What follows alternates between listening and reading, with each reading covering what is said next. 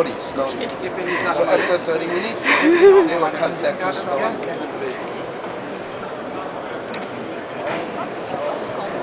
Yes, this one is auto setting. Mach ein bisschen schneller. This one is sleeping and the other one is exercise. So they will become to 45 and then they will shut down automatically. Then you can sleep. Yes. So, mal auf uns zu von der Schweiz. Ja, ja, gerne. Gerne machen. Alles, was hier ausgestellt ist, kann man auch Wir versuchen ein bisschen schneller zu laufen. Okay? Ich will mir vorstellen, wir sind noch immer in den Wald, wir laufen zu lang. Okay. Jetzt ein bisschen atmen, auch anpassen. Jetzt die Beine sind hoch. Jetzt richtig top. Okay. Atmen, atmen.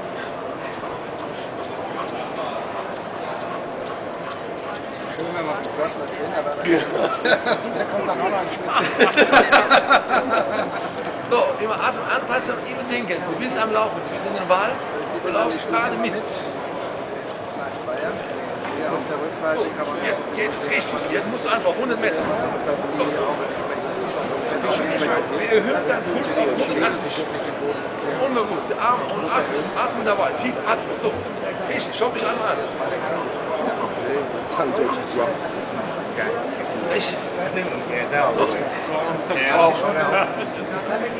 Wir bringen sie im Schwitzen im Schlaf. So. Einfach hier vorstellen, dass sie in der Wald sind und sie joggen.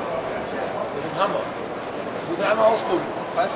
Sie können langsam laufen, Sie können Northern Walking machen, Sie können richtig joggen, Sie können richtig laufen.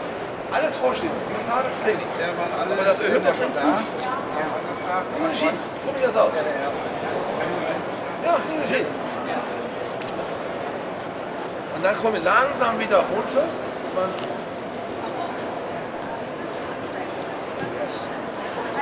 weniger, jetzt langsam. Am Baum.